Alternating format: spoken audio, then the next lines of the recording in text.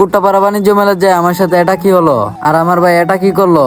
Hello, আসসালামু আলাইকুম guys, কি অবস্থা সবার? তো আশা করি সবাই ভালো আছেন। তো গাইস, গত 3-4 দিন যাবত ব্লগ দিতে পারি নাই, কারণ অনেক কাম কাজে ব্যস্ত ছিলাম। তার জন্য আজকের ব্লগটা কি নিয়ে হবে আপনারা তো ইন্টারভিউটা দেখে বুঝেই গিয়েছেন। তো আমি মূলত ছিলাম ঘুমায়া, তারপর আমার এক বড় ভাই আমার কল দিছে, কিরে কুট্টাপাড়া বাণিজ্য মেলা যাবি নি? আমি বাইরে বলতেছিলাম ভাই আমার কাছে টাকা টোকা কিছু নাই। তারপর ভাই বলতেছিল তোর টাকা লাগবো না, আমি তোরে খিলাম, তুই খালি। তারপর ভাইয়ের মুহে এই কতই না, আমি সবার মিজে 2-3 বালতি ঘুম তুই হচ্ছে বাণিজ্য মেলা যাইতাম। আর সহ 2-3 বালতি ঘুম তুই আমি আমার এক ভাইয়ের বাপ দেখতেছিলাম, হ্যাঁ নাকি আজ যে সারা বিড়িত ফড়া লেবো বাণিজ্য মেলা। এদিকে মেলা যাওয়ার লাগে আমরা হচ্ছে আমাদের বাজারে এসে গাড়ি বিচারতেছিলাম, তারপর গাড়ি পাইতেছিলাম না। এখন আমাদের সাথে নাকি আরেকটা যাবে, তারে নেওয়ার জন্য এখন তার দোকানের সামনে যাইছি। দোকানের সামনে যাই দিই, হ্যাঁ নাকি আজকে যাইবো না, কারণ তার বাবা নাকি অসুস্থ, তার জন্য তার দোকানে আজকে বইতে হইবে, তার জন্য সে যাইতে পারবে না। এখন আর কি করে, ও যেহেতু যাইতে পারবে না, তারপর আমরা একটা লিস্কা দুইটা গেছি, লিস্কা দিয়ে এখন আমরা যাবো আমাদের চুন্ডা বাজার থেকে আমরা একটা সিনজিতি করে চলে যাবো কুট্টাপাড়া। তো কুট্টাপাড়া যাইতে যাইতে আপনাদেরকে একটা কথা বলে রাখি, যারা এমন সুন্দর সুন্দর মিনি ব্লগ দেখতে চান তাহলে আমার এই চ্যানেলটাকে সাবস্ক্রাইব করে রাখেন। আর যারা টিকটকে দেখছেন অবশ্যই আমার এই পেজটাকে ফলো করে দিবেন, আর আমার এই ইউটিউব চ্যানেলটাকে সাবস্ক্রাইব করে দিবেন। আর এদিকে এইসব কথা বলতে বলতে চলে এসেছি আমাদের চুন্ডা বাজার। আমরা এখন চুন্ডা বাজার থেকে সিনজিতে করে চলে যাব কুট্টাপাড়া। তো গাইস, ব্লগটি অনেক বড় হয়ে যাচ্ছে, তো আপনাদের সাথে দেখা হবে একেবারে কুট্টাপাড়া গিয়ে।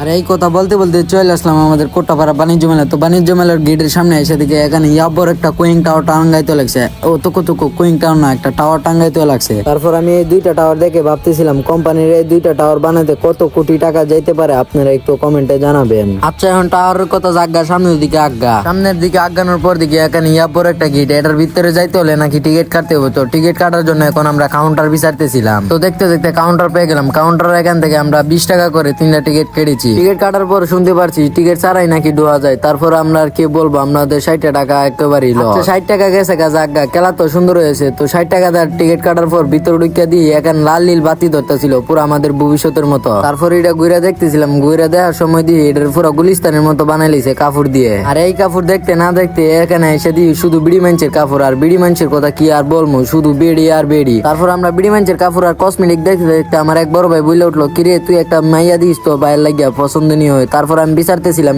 এতগুলা মাইয়ার মাঝখানে কোনটা ভাইয়ের জন্য পছন্দ হয়। আর এই কথা বলতে না বলতে ভাইয়ের নাকি একটা মেয়ে পছন্দ হয়ে গেছে, তার জন্য ভাই মেয়েদের ফেস ধরছিল আর আমরা এইদিকে ঘুরতেছিলাম আর ভিডিও করতেছিলাম। আর এইদিকে আমার সাথে একটা বলতেছিল, কিরে চল আমরাও মাইয়া পটাই। তারপর আমি বলতেছিলাম, আরে বেটা আমগর যে চেহারা মাইয়ারা আমগরে পাত্তা দিব না। তো এখন আমরা কি আর করবো, আমাদের মনের শান্তি দেওয়ার জন্য আমরা এখন দাঁড়ায় ভিডিও দেখতেছিলাম। তো দেখেন আমরা কিভাবে বিড়ি দিই। আর এইদিকে বিড়ি দেখতে দেখতে আমাদের খিদা লাগিয়ে গেছিল। তারপর আমরা একটা ফুচকার দোকানে বইসা ফুচকা খাইতেছিলাম। তো দেখেন এখন আমরা কিভাবে ফুচকা খাই। তো ফুচকা খাওয়ার জন্য ফুচকার দোকানে যায় ফুচকা অর্ডার দিছি। তারপর ফুচকা এসে পড়ছিল। তো এখন দেখেন আমরা কিভাবে ফুচকাটা খাই। আর এদিকে ফুচকা দেওয়ার পর ফুচকার ভিতরে মাল মশলা ডোয়া